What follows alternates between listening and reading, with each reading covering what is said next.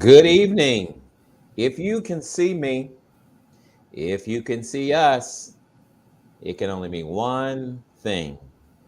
It's Mental Health Monday.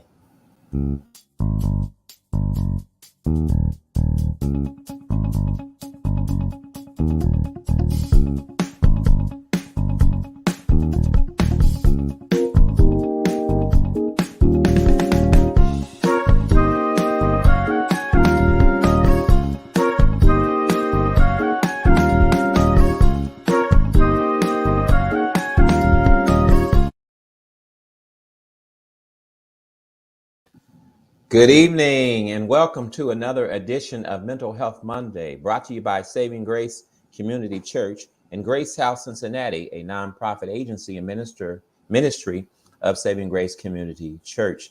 Tonight with me, as always, our partner in crime and co-host and chief medical executive officer and founder of Modern Psychiatry, Dr. Quentin Moss. Good evening. Good evening, brother. Good to be here. How's everything at Modern Psychiatry today? Everything's going well. Good. I'm able to help quite a few folks today, so it was a good day. Good. Today is officially the last day of Black History Month. It's been a month of celebration. It's been a month of recognition. It's been a month really that many have taken time to evaluate the overall health and state of African Americans in the United States. One of the things that often challenges us as people in general is our ability to deal with our mental health and make sure that we are staying well and we're taking care of ourselves.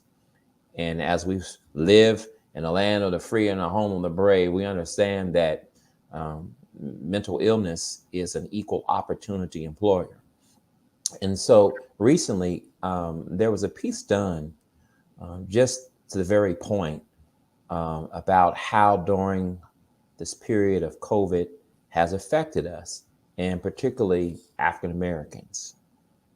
As you know, the month of February is Black History Month, and this year's theme is Black Health and Wellness. The pandemic has really taken a toll on all of us, but get this. Researchers say more African Americans are taking their own lives because of it. Delia Gonzalez spoke to experts and is here to verify why this is happening and what we can all do about it. Our sources, the U.S. Department of Health and Human Services, National Association of Mental Illness, American Psychiatric Association, Dr. Paul Nestat, co-director of Johns Hopkins Anxiety Disorder Clinic and the African American Wellness Project. We need to have an organization that is for us, by us.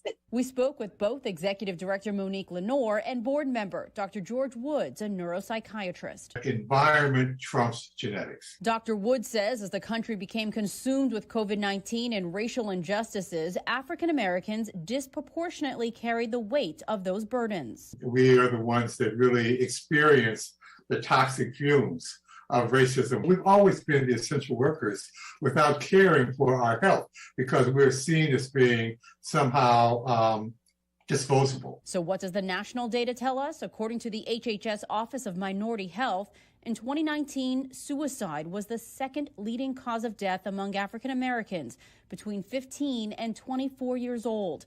The study also found Black high school-aged girls were 60% more likely to take their own lives than their white classmates. We are starting to see a decrease in the general suicide rate in America for the first time in 20 years.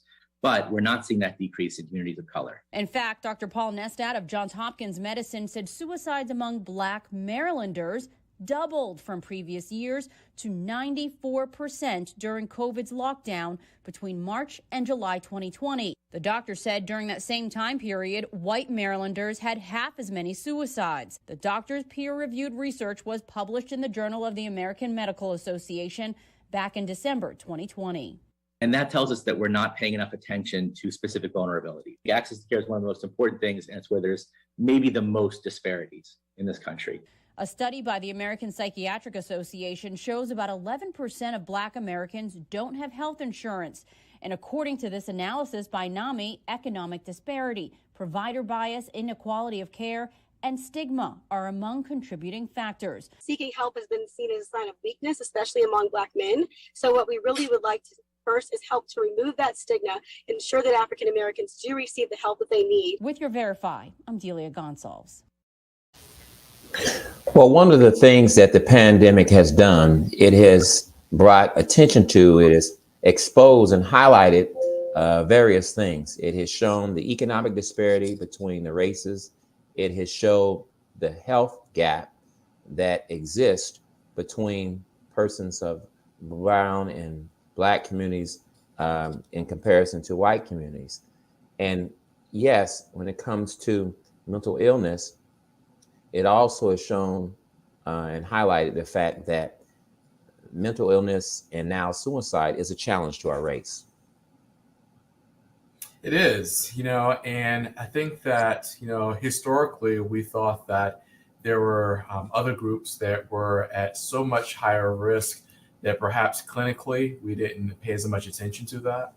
When we talk in our social circles, we think about mental health, we think about suicide.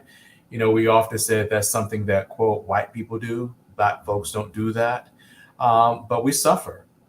We suffer, 20% more from different forms of mental health conditions. And there are a number of reasons that lead to that. But this increase in suicidality is stark. So they mentioned some of the data from Maryland and how they've had an increase in the number of suicides. But here, even in Ohio, for African American males ages 18 to 34, 35, we've seen over a 50% increase in the number of suicides, going back from 2014 to 2018. And that was even before we had the onset of the pandemic. So clearly, what we've seen in other groups, we're suffering from that. And as that piece highlighted, there are a number of reasons, access to care, greater social determinants that work against us, and stigma, a big part of why we have some of those challenges with suicidality. Yeah, the whole piece about there's always been a religious underlying factor that served as a deterrent for many people who have wrongly stated that if you want to go to heaven, don't commit suicide. But if you really are trying to go to heaven, if you commit suicide, you're definitely going to go to hell. And so culturally, that was kind of seen as a sin, if you will, within the faith community that you didn't want to commit because that would disqualify you. Well, obviously, that's no longer a determining factor, and it was wrong theology in the first place.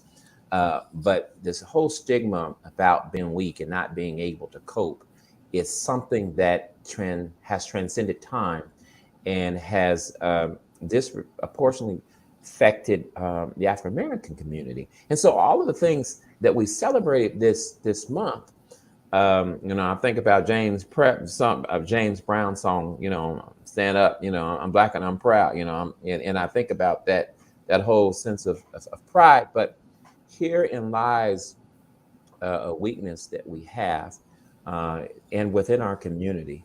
And when we look at globally, according to the World Health Organization, every 40 seconds, someone loses their life to suicide. And now we're seeing, because of the pandemic, and now we're seeing those numbers disproportionately affect those in the African American community. What I found interesting, however, is that the number that showed within that teenage group, that remains consistent with other populations. And just back a couple years ago, 3.5 million people, they actually planned a suicide. And there are actually 1.4 million who were successful in that. And so that's in the United States alone. And it is the 10th leading cause of death. And so just recently, over 47,000 deaths have occurred by suicide.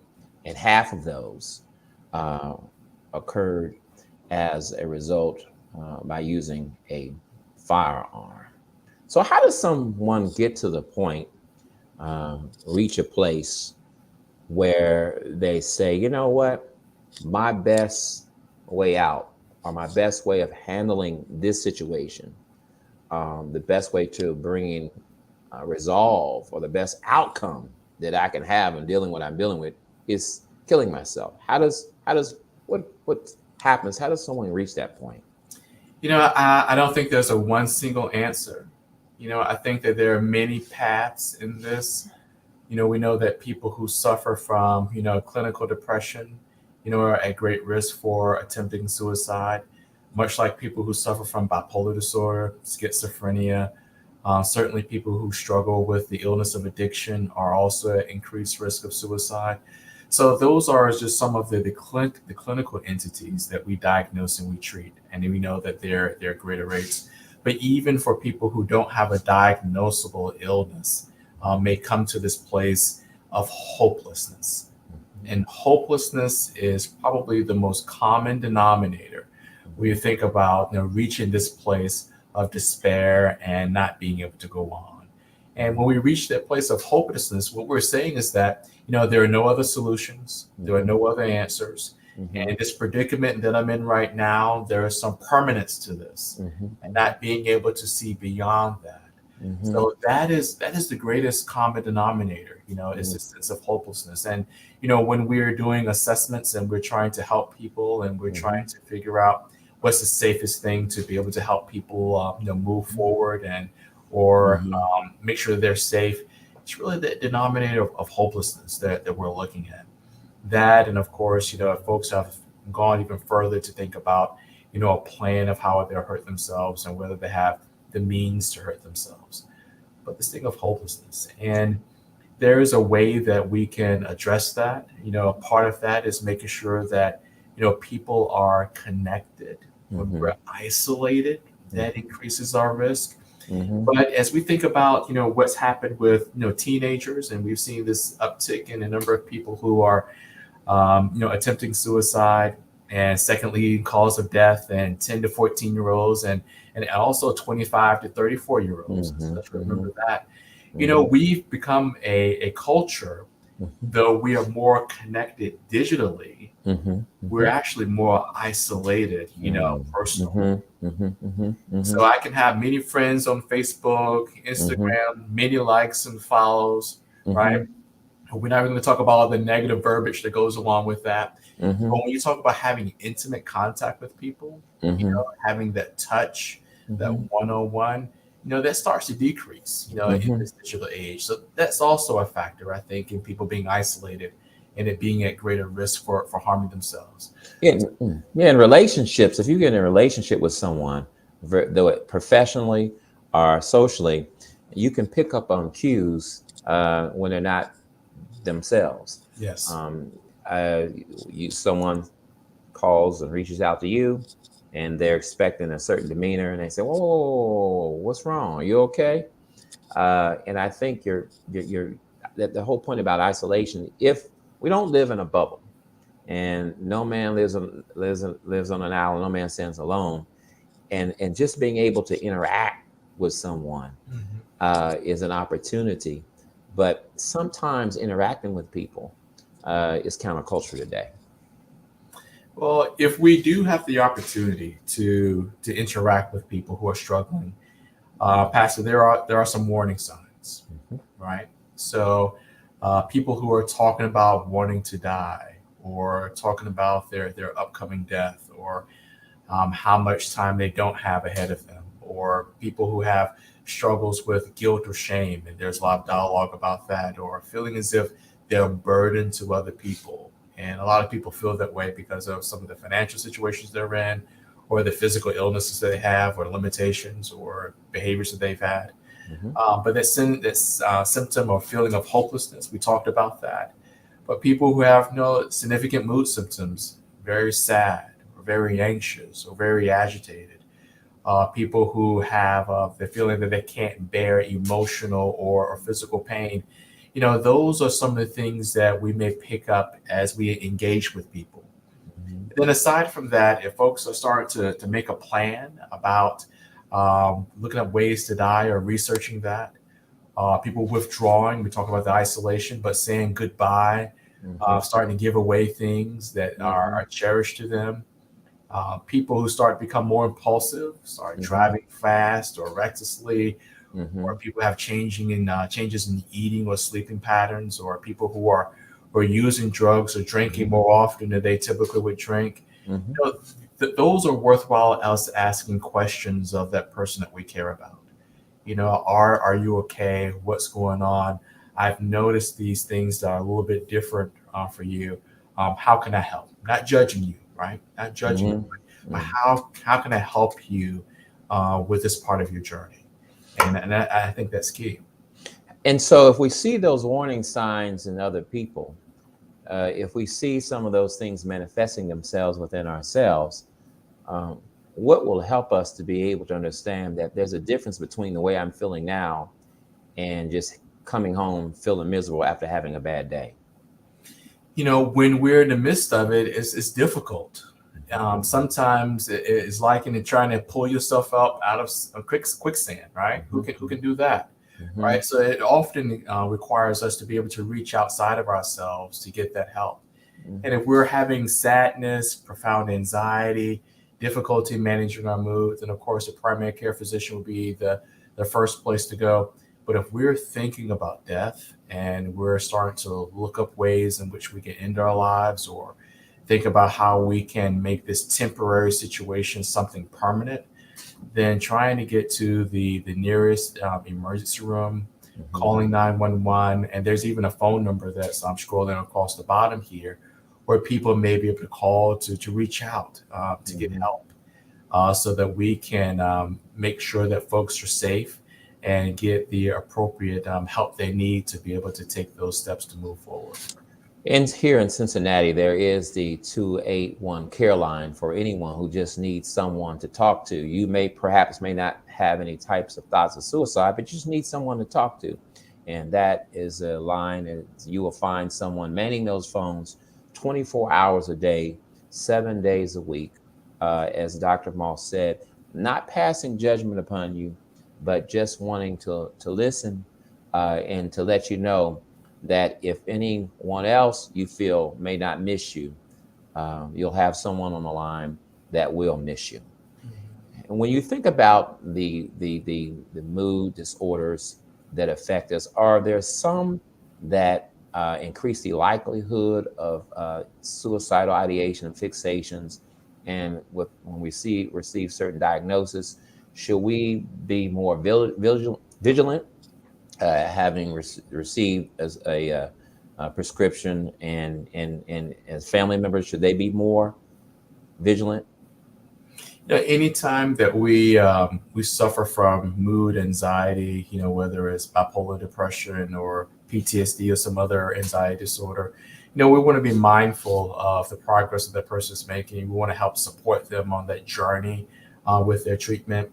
We want to find a way to be connected to their provider, so that if we see something that alarms us, that we can reach out to those folks. You know, there are certain conditions which it appears over the lifetime of the illness that people may have a greater risk of suicide. You know, people who suffer from certain psychotic illnesses tend to have a greater frequency or likelihood of, you know, attempting to harm themselves. But, you know, seriously, you know, even if we don't suffer from, you know, a mental health condition, you know, many people can reach that one point when it's been that last thing that's been added on, where they've reached that place of hopelessness. And we want people to be able to feel comfortable to reach out. I think that one of the things that keeps folks from reaching out is that they think that there's going to be a paddy wagon that comes out with white coats and folks who are just going to you know, grab them and take them somewhere. And mental health is not like that at all. You know, in mental health, we want to be able to reach out to you to understand what's going on with you. You know, what is your narrative? Why are you where you are, you know, in this place in your journey, and really extend a way that we can help. And, you know, mental health has advanced in many ways, not only in how we engage people, right, to make people feel comfortable and meet them where they are, but our treatments are becoming more and more effective in being able to help people. I think that's a critical point to make, is that not everyone who's attempts suicide is suffering from some type of disorder.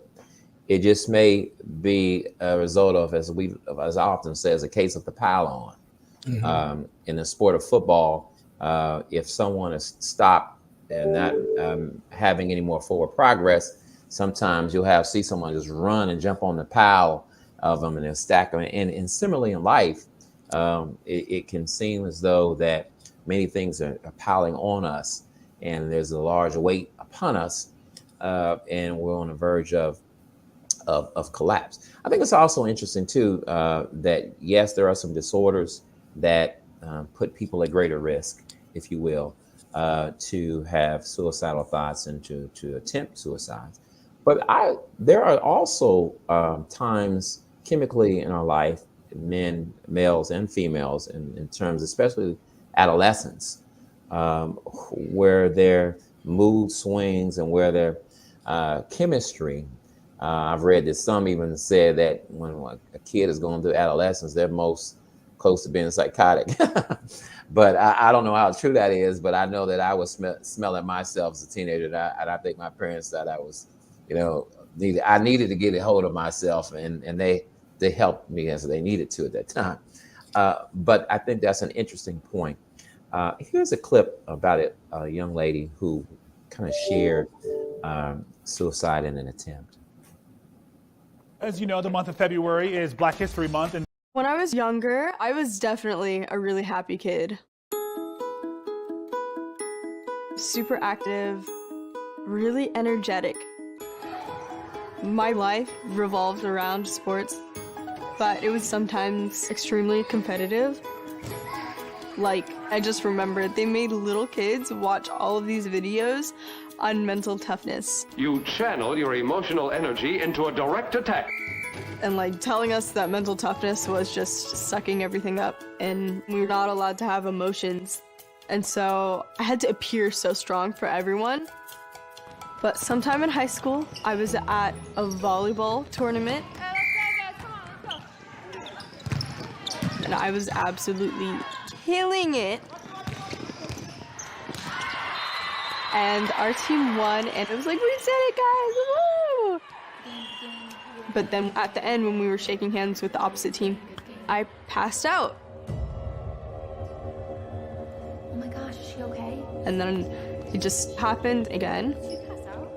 And again. Is she okay? Hannah. And I couldn't stay conscious. Hannah, wake up. The doctors didn't know what was going on. I didn't know what was going on. My parents were freaking out. It was really, really terrifying. I was finally diagnosed with a mysterious chronic illness that no one really knows how to treat. After this diagnosis, I just felt so out of control of my life. I went from an athlete to someone who couldn't even walk some days, and that made the perfect environment for me to spiral into really bad depression and anxiety. When Hannah's health started to change, it was just really scary watching her fall so fast. I didn't really know what was happening because we didn't talk about depression, especially as a family. And I thought that when she was struggling, I was helpless. My depression got so bad that I just didn't feel like participating in life. So one night, I waited until everyone went to sleep, wrote a little letter, stuck it on my bed, and yeah.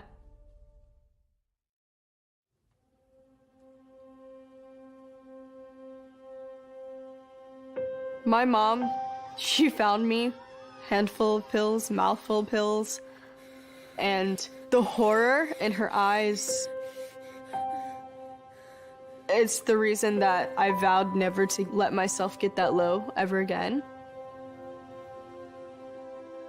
So that very night, I had this random thought that was like, I wish there was a button to press that would tell everyone that I'm not okay.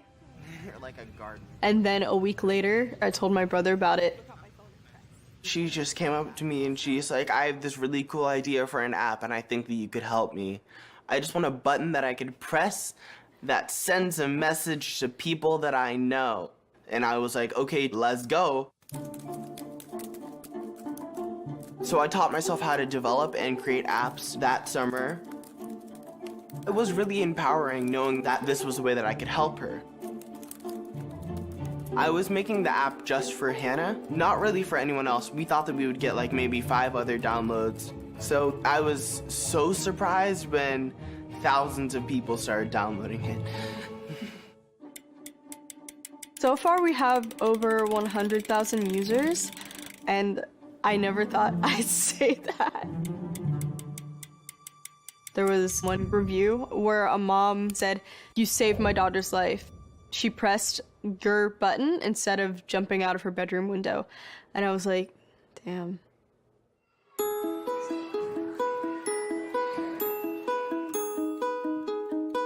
Struggling with mental illness has completely altered the way I see mental toughness. Now I see mental toughness more as knowing it's okay to reach out for help. I'm still fighting depression and anxiety, but I'm getting better and better each battle.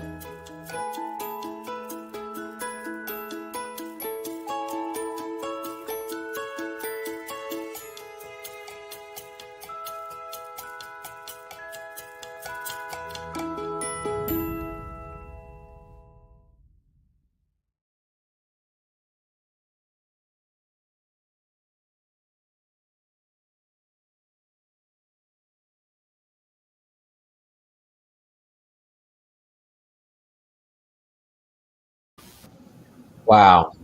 Talk about life-changing, life-altering event. So much to unpack in that brief little clip. Yeah. But let's start with coping with a diagnosis. Very oftentimes, as she expressed, she's competing well, and in her own words, she was killing it. So, and then she began to faint and pass out. She received a diagnosis which sent her spiraling in to a depression. What's the best way to cope with a diagnosis? I think that the first thing is knowledge. Knowledge is power. Whether we're talking about a chronic medical condition or something that may be quite rare, as it was described there, having knowledge about that condition, even having knowledge about our mental health conditions is empowering. Because if I have knowledge about what this is, then I can learn the tools to be able to manage it, right? I'm not powerless in this situation. I don't have my own weapons to bring to the fight, But when I know about my condition, then I know what lifestyle changes I need to make. I know what treatments are available. I know what type of providers I need to seek. I know how to give my family the tools they need to be able to support me. So knowledge is the first thing. That's paramount in understanding physical or mental illness. Well, I just thought it was just really powerful that her diagnosis mobilized her brother to do something about it. But I think that many adolescents, many teenage girls, especially, often struggle with the whole image piece more than guys do. I think teenagers all do, but seemingly it appears that young girls struggle more with the whole image piece and how they are going to be accepted. But there was one other thing in there that I found to be critical in that piece, and it really had a lot to do with the understanding of mental illness and how that relates to mental toughness. Yeah, I think that finding the right tools to cope, knowing that, and she mentioned that, the battle, knowing what to bring to the battle is key. But this whole thing of mental toughness, sometimes we can create some false narratives around that. Mental toughness meaning we don't cry, we're not upset, we don't have our challenging days, right? Or, we don't hurt. That's not mental toughness. If anything, that creates defense mechanisms that eventually work against us in being able to manage the challenges that are in front of us. So mental toughness, if I were to kind of rewire that, I would have it such that mental toughness is understanding what your condition is and the tools that you have available to be able to use to fight it. And, Yes. I see patients every day who are coming in, not necessarily asking, Doc, what can you do to fix me? But Doc, what can you do to educate me on what I can do to push back at this? Wow. And that's the mental toughness. Because as been stated recently, mental health is health. And as we are proactive about any other diagnosis we receive in terms of managing that, we should be no less vigilant or determined to make sure that we maintain our wellness. Pastor, I just would like to go back to something that you said earlier, and that is with this whole thing of mental health, but with suicide, and I think we have to do a better job of bringing the church on board with this. Yes. Yes. And when people struggle and they're hurting to the degree that they want to take their lives, it creates a great deal of guilt and shame sometimes to be able to go to the pastor to describe that, because then you're going to be targeted as someone, well, you should have gone to church more, or you should have prayed more, or you should have more faith. I didn't see you here last week, and that's why, but finding a way to support that person and having them understand that, God loves them in that state. Yes. Them seeking treatment does not disavow anything that God's trying to do to help them. If there was a way that we could just bring those two things together, I think that we can help a lot more people, specifically in our African American community. It has been stated that the church is an overused cliche, but it is that the church is a hospital where people come to get well, and oftentimes we think about as our souls, but we skip the mind. And so it's important that faith responds to the needs of the whole man, the whole woman, the whole boy, and the whole girl. And so our places of worship should be a place where whatever ails us, whatever we're being challenged with, whatever vexes us, whatever keeps us up at night, it ought to be a place where we can share what's going on. And whatever we share is kept confidential, but received in such a way that though by the grace of God, so could we could be facing that same issue, which is not to say that if I'm not dealing with something emotionally now, that I may not have to deal with it later. So to our guest, to you, Dr. Moss, and to our viewers, that is, we want to thank you for watching tonight. And again, we want to remind you, if you're going through something, just know that there is hope. You can reach out and you can call the care line 281-CARE, 281-2273. And perhaps you don't live in the Cincinnati area. If you would call that number, 513-281-2273, they'll direct you to the National Suicide Prevention Line, which will offer support to you. Again, if you're just feeling down, you just need someone to talk to, call the number that is scrolling across screen, and someone will be there to listen to you. Each week we say this, and we don't say it tongue in cheek, and we don't say it in jest, but we really want you to feel better. We want you to become better, and we want you to live better. Good night, everyone.